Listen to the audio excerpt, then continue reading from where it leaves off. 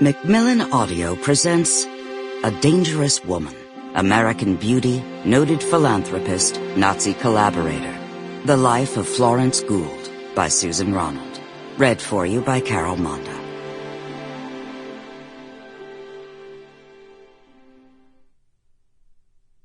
Part 1. The Aspiring Chanteuse. An opera begins long before the curtain goes up and ends long after it has come down. It starts in my imagination, it becomes my life, and it stays part of my life long after I've left the opera house. Maria Callas. Chapter 1. San Francisco. Never let the facts get in the way of a good story.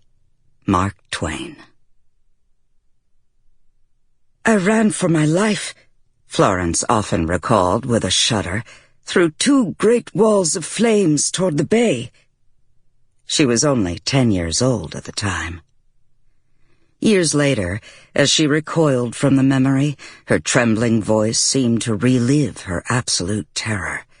Still, the actress in her had learned over many decades that her oft-repeated tale required a meaningful pause at this point. She had learned, too, that timing was essential to the telling of any good story.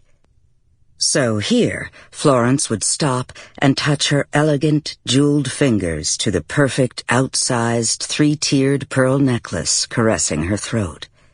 She held her audience, one by one, spellbound with her fabulous green eyes. Florence understood instinctively that beauty, as well as money, was power, and she had both in abundance. The date she remembered was Wednesday, April 18th, 1906. The place, San Francisco. The time, 5:12 a.m. For those friends who hadn't heard her story before, Florence willingly retold how she had survived the great and terrifying San Francisco earthquake, embellishing the many death-defying details they expected to hear. Her friends in France, and particularly in Paris, had never lived through such a seismic cataclysm.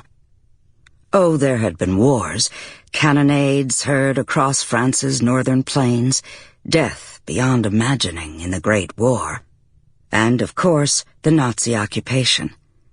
Florence had lived through these man-made upheavals in France, too, but the horror she described was the death of an entire city within minutes. Even the survivors of the Paris floods of 1910 could not comprehend such an instantaneous tear in the fabric of tens of thousands of lives.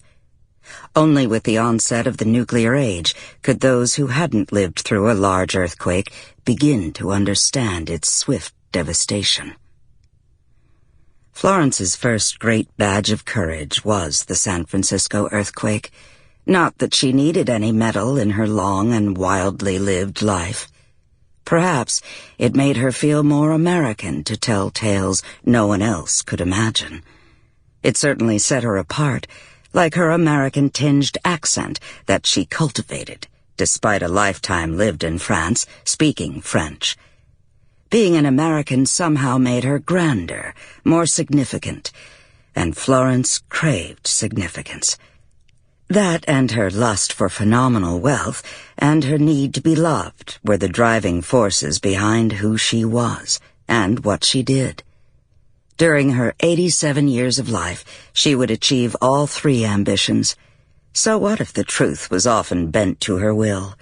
At the end of the day, she had the means to bend it, and her entourage came to expect and desire whatever enchantment she devised for their pleasure. So, who was Florence? Born Florence Juliette Antoinette Lacaze in San Francisco on July 1st, 1895, she would die in Cannes, France in 1983 as Florence Gould. In the intervening period, she was on the guest lists of Her Serene Highness Princess Grace of Monaco, French and American politicians, millionaires, and movie stars. She rubbed shoulders with the famous, artists, and... Sample complete. Ready to continue?